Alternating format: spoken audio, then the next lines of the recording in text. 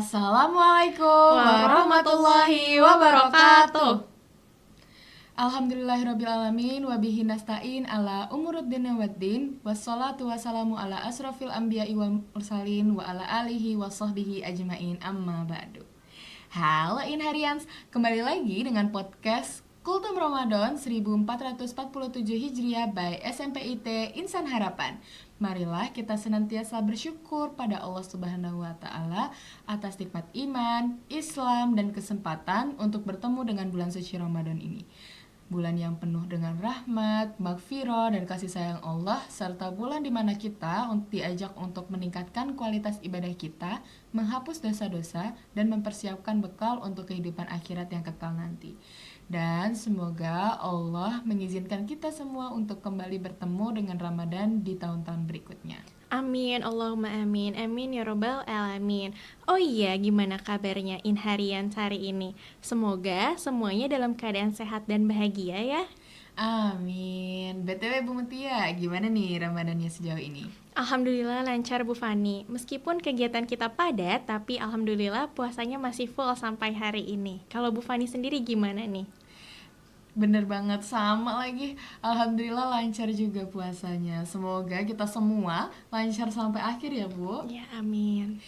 By the way Bu Mutia, beberapa waktu lalu nih sempat rame banget di aplikasi sebelah ya, soal seleb yang bilang kalau sahur itu mengganggu jam tidur. Dan beberapa netizen kita juga berkomentar bahwa sahur gak mengganggu jam tidur, kok biasa aja. Dan sebenarnya ini menarik banget nih untuk kita bahas. Bukan untuk menghakimi ya teman-teman, tapi untuk melihat fenomena ini dengan sudut pandang yang lebih luas. Wah iya, cukup viral juga ya beritanya, karena seringkali beberapa dari kita ini menjalani ibadah hanya sebagai rutinitas, tapi jarang bertanya kenapa sih kita melakukannya, apa sih nilai dibaliknya. Dan jujur ya, bangun sebelum subuh itu memang tidak mudah teman-teman. Secara biologis, tubuh kita ini memang membutuhkan istirahat. Jadi, kalau ada di antara teman-teman yang merasa masih struggle untuk bangun sahur dan ingin istirahat lebih, itu manusiawi banget. Nah, pertanyaannya bukan soal mudah atau sulit, tapi apakah kita melihat sahur hanya sebagai aktivitas makan atau sebagai bagian dari ketaatan yang lebih besar? Nah, itu yang akan kita bahas hari ini, Bu. Supaya kita nggak cuma ikut arus opini sana-sini aja, tapi punya pemahaman yang lebih luas tentang fenomena ini. Ya, jadi gini teman-teman, kalau kita merujuk pada hadis yang diriwayatkan oleh Muslim, Rasulullah Shallallahu Alaihi Wasallam bersabda bahwa pembeda antara puasa kita dan puasa ahli kitab adalah makan sahur. Artinya, sahur itu bukan sekedar opsional tanpa makna, sahur memiliki nilai identitas. Menarik ya, Bu. Jadi sahur itu semacam penanda ya, kita patuh terhadap sunnah dan perintahnya. Iya, dalam Islam, detail kecil itu justru bernilai besar ketika diniatkan mengikuti Rasulullah. Puasa kita tetap sah, namun dengan adanya sahur membuatnya lebih sempurna.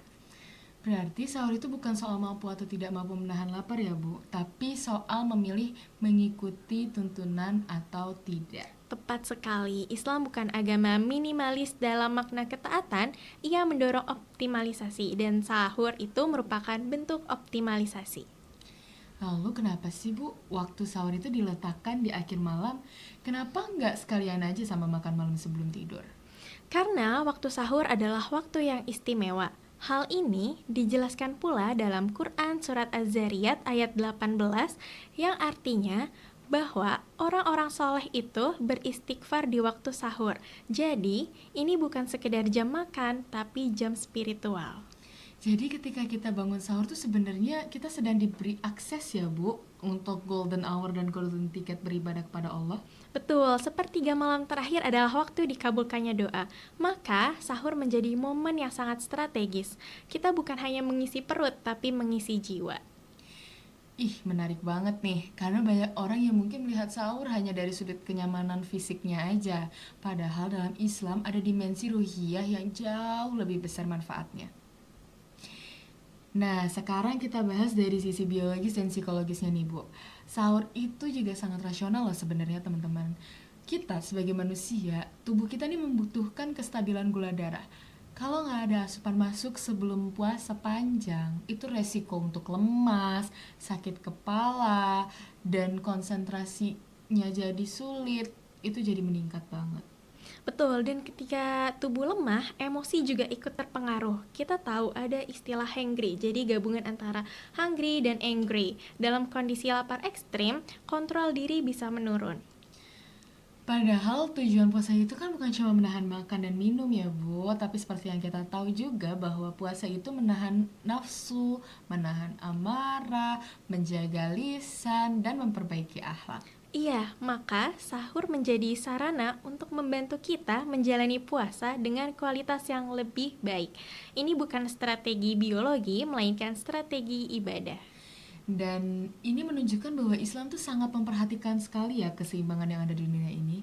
Ada aspek spiritual, ada aspek biologi, dan ada aspek psikologis juga. Betul, ada hadis riwayat Ahmad yang menyebutkan bahwa Allah dan para malaikatnya bersalawat kepada orang yang makan sahur. Bayangkan, aktivitas sederhana ini mendapat perhatian ilahi. Ini luar biasa banget, Masya Allah. Padahal ya, sahur itu bukan ritual yang megah. Bahkan sebagian dari kita mungkin hanya minum segelas air atau hanya makan sebutir kurma. Dan justru di situ letak keberkahannya. Menurut para ahli ulama, keberkahan berarti bertambahnya kebaikan, bisa dalam bentuk energi, ketenangan hati, atau pahala. Jadi mungkin kita tidak selalu langsung merasakan efeknya secara kasat mata dan langsung gitu ya. Tapi juga bisa merasakan dampaknya dalam kualitas hari kita, baik di masa depan ataupun di kehidupan akhirat kelak. Kita nih sekarang hidup di era yang sangat menekankan kenyamanan pribadi. Sesuatu terasa mengganggu seringkali dianggap negatif. Padahal dalam beribadah memang ada unsur harus melawan hawa nafsu itu sendiri. Justru di situ letak nilai latihannya. Nah, sahur ini bisa dilihat sebagai latihan kecil bagi teman-teman untuk melatih lebih disiplin, berkorban, dan berkomitmen dengan agama teman-teman. Dan yang penting, sebelum menilai sebuah praktik ibadah, kita perlu memahami dasar ilmunya. Karena dalam Islam, ibadah bukan hanya tradisi sosial, tapi relasi vertikal dengan Allah.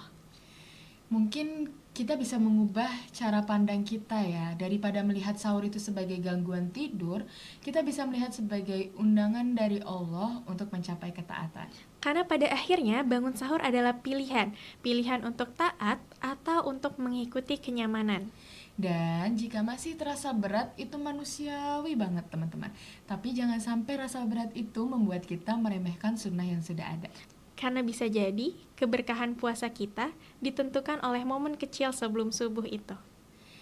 Nah, udah di akhir segmen kita nih Bu. Mungkin kita perlu kasih PR teman-teman nih yang ada di rumah. Selama sahur ini, menurut kamu sahur tuh sebagai rutinitas, beban, atau justru momen spesial sih? Dan coba refleksikan apa yang berubah kalau kamu niatkan sahur bukan hanya untuk makan, tapi sebagai bentuk mengikuti Rasulullah. Nah, PR-nya jangan lupa dijawab teman-teman. Semoga setelah ini kita melihat sahur dengan perspektif yang lebih positif dan lebih luas. Betul, semoga perjalanan puasa kita tahun ini mendapat berkah dari Allah Subhanahu wa Ta'ala. Karena setiap ibadah yang kecil ketika dilakukan dengan ilmu dan niat yang benar bisa mengubah kualitas hidup seseorang. Sampai jumpa di episode berikutnya. Wassalamualaikum warahmatullahi wabarakatuh.